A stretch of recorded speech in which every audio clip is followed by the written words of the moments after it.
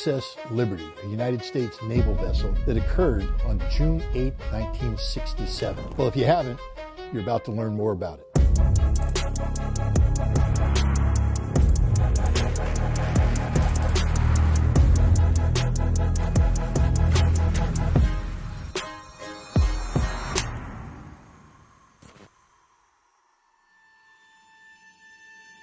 June 8th marks the 57th anniversary of the attack on the USS Liberty. It's important because the United States is one of the closest allies of the State of Israel. And Israel is in a state of constant conflict in the Middle East that we're called upon to back them up. One normally would say if America and Israel are allies, what's the problem in backing them up? And one of the problems is, of course, the history of the attack on the USS Liberty. USS Liberty was a United States Navy intelligence gathering ship. It was operating off the coast of Egypt in the morning and afternoon of June 8th of 1967 during the Six-Day War between Israel and Egypt, when it was attacked by Israeli aircraft and Israeli torpedo boats. Now, this is where the story gets a little complicated. According to survivors of the U.S. Liberty, this was a deliberate attack. They feel that Israel singled them out. There was an American flag flying. The ship's identity numbers were clearly visible, and Israel pressed home the attack. Not just one attack by an aircraft, but two. Not just one attack by a torpedo boat, but two. And it left 34 Americans dead, 171 Americans wounded. A ship listing badly in danger of sinking, and the survivors of the ship in shock about what had happened, because they knew who their attackers were. Israel claims that this was an accident, a case of mistaken identity. There are a lot of conspiracies out there too now. We hear that Israel attacked the ship because the ship was monitoring the massacre of Egyptian prisoners of war by the Israelis. The Israelis attacked the ship because the ship was monitoring sensitive Israeli communications about its upcoming attack against Syria. That Israel attacked the ship in order to blame it on the Egyptians so that the United States would intervene in the conflict on the side of Israel. What is the truth? But to get to the truth, we need to actually examine the ship's mission. From that, we understand more about what exactly happened on June 8th. The USS Liberty is an intelligence gathering ship. We could receive any signal that was out there, low band, high band, anything, intercepting it, recording it. And we did have on board some translators who could have immediate translation of what was going on. We would actually bounce signals off the moon back to NSA. We're spies. I mean, we're intercepting messages from embassies, military bases, police, anything and everything that we could get to ensure that the United States was comfortable with what was going on in the world and no one was conspiring against us. Basically, it was to protect our interests. This was the Cold War. American President Lyndon Johnson knew that the Russians already had substantial military influence in Egypt. He needed to find out what they were going to do next, to make sure that a local conflict did not become a world war, with the USA backing Israel and Russia siding with the Arab cause. Our primary purpose was to intercept communications of the Russian spy aircraft as it were at Alexandria, Egypt, and then that was our job, was to find them. We were not targeted against the Israelis. On board, it carries a collection system known as the USN 855. It's a signals intelligence or SIGINT collection platform that focuses primarily on high-frequency HF or UHF, VHF signals. One of the key elements of the 855 system was its ability to take apart multiplexed communication. Multiplexing is where you take different communication streams and you combine them into a single channel. What the USS Liberty was able to do with the 855 system was to de-link the different channels so that they could be assessed and monitored individually. At that time, the system that was used to do this was a very sensitive system and a very critical system for meeting the intelligence collection requirements of the United States government. In May of 1967, the USS Liberty was at port in the Ivory Coast, and it was tasked by the U.S. intelligence community to move off the coast of Egypt to monitor what was happening with the Egyptian military. It undertook this. It went around and went through Gibraltar, entered the Mediterranean, and started approaching Egypt. What's important, though, is as it approached Egypt, it carried out additional intelligence collection operations as it moved down the Mediterranean against Morocco, against Algeria. Now, this is important important to understand. You see, to carry out its technical collection to the best of the technical abilities, the ship needs to operate in close proximity to the shore. The ideal at that time, what they were doing off the coast of Morocco and Algeria, was between 3.5 nautical miles and 6 nautical miles. It's called the CPA. It's the closest point of approach. So the CPA for the USS Liberty heading down towards Egypt was between 6 and 13.5 nautical miles. The ship needs to be operating at a relatively slow speed. The ideal for collection is about 5 nautical miles per hour. And the ship collects in a collection area of operation, which is about 50 nautical miles in length. So you are designated an area of operations, an area of collection. You navigate into there, so your CPA is 13.5 to 6 nautical miles, and you're operating at a speed of roughly 5 nautical miles.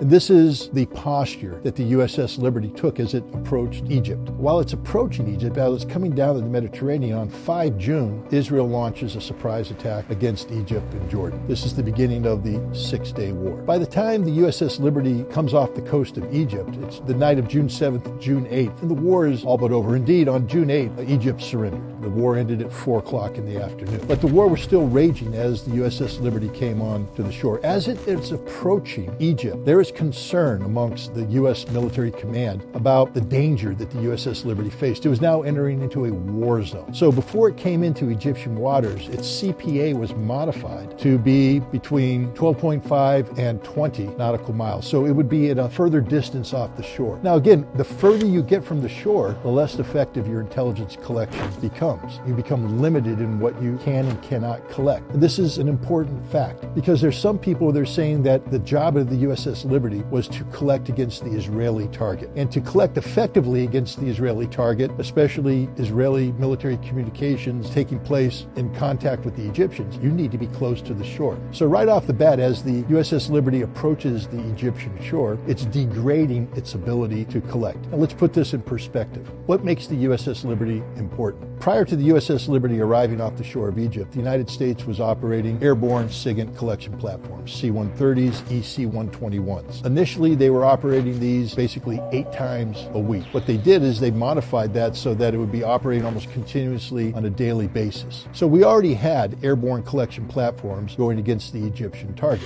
Why the USS Liberty then? The USS Liberty is the equivalent of 13 airborne collection platforms. It has that much capacity. And so the idea was to get the USS Liberty in there to collect as much as possible about the Egyptian target. But the urgency of this collection wasn't such that it needed to be as close to shore as was optimal. They started to push it back, as I said, 13.5 to 20. As the ship approached, though, the U.S. Naval Command, the U.S. Military Command became very concerned now about the safety of the crew, about the safety of the ship, about the safety of the sensitive intelligence collection systems and materials that are on board. And the order came down to the USS Liberty to modify, to go to 80 to 100 nautical miles offshore. Again, what's important about this? One, there was a recognition on the part of the U.S. Military Command that the USS Liberty was entering into a very dangerous area. Two, once you move to 100 nautical miles offshore, the effectiveness of your UHF and VHF collection, it drops down to minimal, which means that there were no high-value targets that the USS Liberty was collecting against. It was collecting against normal targets. It was collecting to find out routine intelligence as opposed to the kind of specificity that some of the conspiracy theorists talk about, collecting against Israeli prisoner of war massacres or Israeli command and control or Israeli strategic intent. The other thing to note is that the USS Liberty didn't have designated Hebrew linguists on board. In fact, they had very few Arabic linguists. As the ship passed through Rhoda, there was an emergency requirement put out for Arab linguists, and 3 out of the 4 available to the U.S. military at the time were allocated to the USS Liberty. One of these 3 was a so-called special Arabic linguist. That's the term that the U.S. military used at the time to describe a Hebrew speaker. But he wasn't brought on board for his Hebrew capability, as his Arabic capability. So there was no designated Hebrew or Israeli intercept capacity. Any collection that was done against the Israeli target was secondary in nature, serendipitous, so to speak, as they were doing a full spectrum collection of all available frequencies. What we were trying to monitor, find something coming from the direction of Egypt, there just was nothing. So the notion that the USS Liberty somehow posed a SIGINT collection threat against the Israelis, that claim doesn't hold water. The USS Liberty, however, didn't get the order to go off to 100 nautical miles. There was a communications failure on the part of the U.S. High Command. The order was sent, but the procedures that require a hard copy written order to back up the phone order meant that before the order could be sent and transmitted to USS Liberty, it had to be confirmed in writing. There was confusion. That didn't happen. And by the time Captain McGonigal, the commander of the USS Liberty, got the order to pull back to 100 nautical miles, the ship had already been attacked. So the ship is coming off the coast of Egypt. It's early in the morning on June 8th, and it notices that it's being tracked. The ship's log recorded an Israeli photo reconnaissance plane flying over the Liberty. It was easily identifiable as a NOR-Atlas aircraft, and those are photo reconnaissance aircraft. Israeli records obtained by Al Jazeera show that their reconnaissance plane reported the Liberty as an American spy ship, hull number GTR-5. And it circled the ship kind of in a broad circle and headed back towards Israel. Israeli planes then continued to fly over the Liberty all morning. And they would do half-moon passes over us, and we saw that they were Israeli. They were slowly lumbering over our ship, and we were waving at them, they were waving at us. They were sophisticated, almost as sophisticated as we were as far as surveillance and technology. They had everything. We supplied them with all the technology to this day. And I felt that we were in great shape because they knew who we were. They're our friends. We felt safe. Actually, it was a secure feeling to see them. There was one other thing which made the crew feel safe. We had an American flag flying the standard, and then we put up the holiday colors, which is a huge American flag. And it was a bright sunny day with the wind blowing, 5 or 10 knots. The flag was unfurled. You could see it for miles. What was of interest of this ship? At the time, the Israeli military was saying that its forces, who were in the process of occupying the Egyptian coastal city of Al Arish, were saying that they were receiving fire from ships offshore. So the Israelis were sent to investigate, and they found the ship, and they were unable to identify it. This is the Israeli version. They were unable to identify it. It got plotted on the Israeli chart as an unknown vessel. Later on, another Israeli aircraft was sent out, and this one came back and said, no, we saw the numbers of the ship. We've identified it as an American vessel. And so the ship was not only identified as an American vessel, but because it was friendly and wasn't a threat, it was taken off the chart, meaning that from the Israeli perspective, there now no longer was a symbol on their map that said this is the USS Liberty. Later on, as the Israeli ground commanders are saying, look, we're under fire, we need somebody to come in and suppress the fire coming from Egyptian ships off the coast of El Arish, Israeli fighter craft were sent out. When they received the status report from the Israeli High Command, however, they weren't told that there was a U.S. naval vessel operating off the coast. It had been taken off the map. And so when they first approached the ship, they claimed that they couldn't identify it, but they assumed that it was an Egyptian freighter that could have been used as a platform to strike Israeli troops. And so they initiated the attack. First attack was a strafing run targeting the bridge of the ship. Captain McGonigal was wounded. Other people were killed. The ship was under attack. They were followed by a rocket attack, again, that killed an additional number of sailors, and it made it difficult to steer the ship. The USS Liberty was now in crisis. We had no way to defend ourselves. And it was we were just slaughtered. And they shot up the life rafts that were put into the water, and they shot the ones that were still on board the ship. Bullet holes, shell holes everywhere, blood. The the front part of the ship was just red with blood. Out of a crew of just under 300, there were 34 killed and 172 injured in varying degrees to life-threatening, life-debilitating injuries.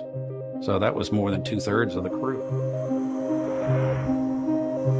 Throughout the attack, the Liberty had been silent to the outside world. All its aerials were either smashed or jammed. When the attack started and we realized that we needed help, we tried to communicate with the Sixth Fleet. They were jamming both our distress frequencies and our tactical frequencies. The tactical frequencies is all right, but the international distress frequencies is a violation of international law to jam them, and the Israelis were jamming them. And we could not get a signal across. Here's the question I have to ask. Who would know the frequencies other than an ally? And who was the ally in the war? It wasn't Egypt. It was Israel. They would know, and only they would know in this conflict, what our frequencies would be. We had one whip antenna which hadn't worked the entire cruise, and it had a bullet hole in it. One of the radiomen had taken a reel of coax cable and ran it from one of the transmitters back there to that whip antenna, and took some shrapnel in the process. He got out a mayday. Firefox, Firefox, this is Rock Star. Under attack by unidentified surface and naval air units, require immediate assistance. There's a U.S. aircraft carrier operating around 400, 500 nautical miles away that immediately launched 4 A-4 Skyhawk aircraft and 4 A-1 aircraft to respond to this, but they weren't going to get there in time. The ship now is on fire, smoking. The flag that had been flying had been shot away. Meanwhile, Israeli patrol vessels were sent to investigate the area off of Al Arish to find the vessels that were firing against Israeli troops, and they see smoke, so they immediately divert and start heading towards the now burning USS Liberty. The smoke obscured the ship. At least this, again, is according to the Israelis on board the torpedo aircraft, and they were unable to see a flag. As they approached the vessel, Captain McGonigal initially gave orders for sailors manning 2 50 caliber machine gun mounts on the front of the ship to open fire on the ships. And then, realizing that these were Israelis and maybe he shouldn't fire on them, he rescinded that order. But it was too late. One of the 50 caliber machine guns opened up on the Israeli torpedo boats, and receiving fire from the American vessel, the Israelis assumed that it was a hostile ship, and they began their attack, launching torpedoes. It blew a hole in the ship began to flood, men were killed. Tragically, some men, including a Marine who went down into the flooded spaces to rescue his trapped shipmates, they were locked in the ship when they had to shut the hatches and lock them to prevent the flooding of that compartment from spreading into the ship, and they subsequently drowned. The torpedo boats, as they began to press home their attack, realized, though, it was an American ship. They saw the flag, they saw the number, they backed off. They later approached the ship asking if the ship needed help. Upon not receiving an answer, they fled the area. They returned later to investigate. At this time, the Israeli High Command is going crazy because it becomes apparent that they had attacked an American ship. They notify the U.S. Naval Attaché, and they notify the U.S. Embassy, and the embassy begins to send the word out that a U.S. naval vessel had been attacked, that the Israelis had attacked it. The Israelis are claiming that it's a big mistake. And that's where we have it. Later, Israeli helicopters came out and offered to assist with rescue operations to recover bodies that had left the ship, but Captain McGonigal didn't respond, and the helicopters left. Was this a deliberate attack? All evidence seems to point to it being a tragic mistake on the part of Israel. But here's the problem. Neither the United States government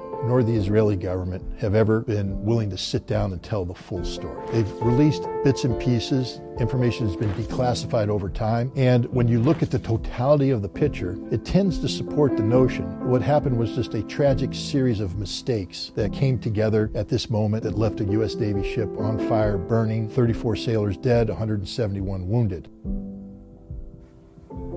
It was real bad. And the doctor said to him, "Do you want me to operate?" He says, "You're probably going to die if I do it, and you'll certainly die if I don't."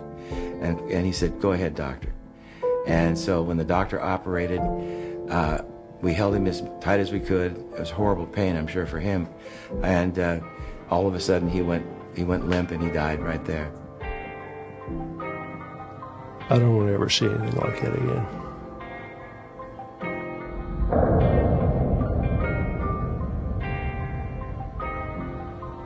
The attack on the Liberty instantly triggered a domestic political crisis. According to documents released under the Freedom of Information Act, one solution suggested in American government circles was to sink the Liberty so journalists could not photograph it and inflame public opinion against the Israelis. The NSA rejected this idea with an impolite comment. Handling the media became the top priority. I was taken to my home in White Oak, Maryland.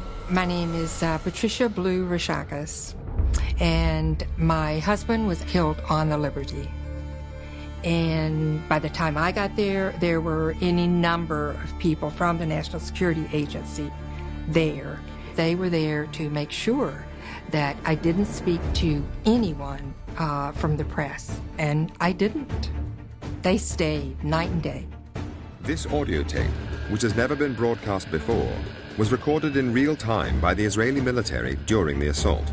The woman's voice in the background is counting down the seconds. It proves that Israeli commanders knew all along that they were attacking an American ship.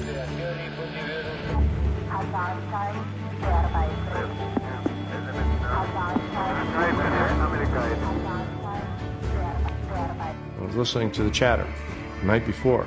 They knew it was an American ship that came into the area. They knew who we were. Attack on the Liberty, Johnson himself briefed Newsweek magazine off the record that the Israelis had attacked, and the reason they'd attacked was that they thought this was an intelligence ship that was intercepting perhaps Israeli as well as Egyptian communications. But then, everything changed. The fact that Johnson himself was the leaker and briefer of Newsweek was soon leaked. And this alarmed, of course, the Israeli embassy and their leading friends in the Jewish organizations. The Israeli embassy regarded this as a major problem, and that what Johnson had told Newsweek practically amounted to blood libel. Declassified Israeli documents show they were going to threaten President Johnson with blood libel, gross anti-Semitism, and that would end his political career.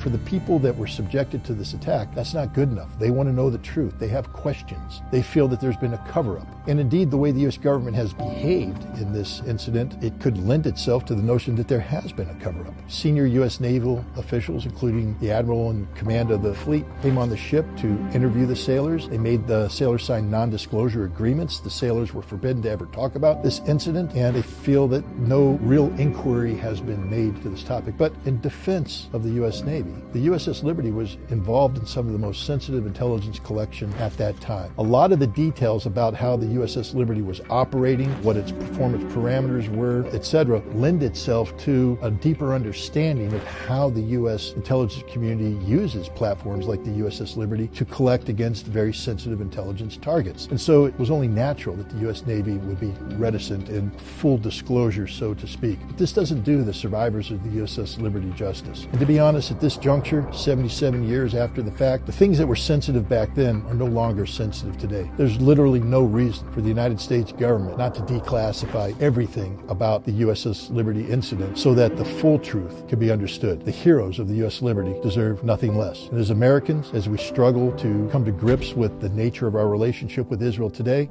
we need to know the truth, whether or not the Israeli government ordered an attack against a defenseless U.S. Navy vessel. 34 Americans lost their lives that day. 171 were wounded. They're forgotten. We can never forget them. We must pursue the truth. As long as they're survivors and maybe children of survivors, I think this will probably be an annual event. And salute. Forward. The names of the 34 killed are read out. Jack Raper. Punctuated by the tolling of a Navy bell.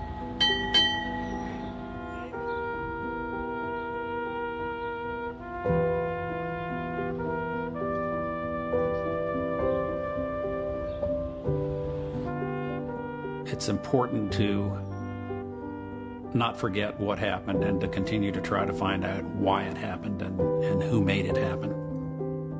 June 8th is USS Liberty Remembrance Day. The NSA has never released the documents that would reveal the full truth about Israel's attack. Special thanks to Scott Ritter and the U.S. Tour of Duty. This has been a Propaganda & Co. production.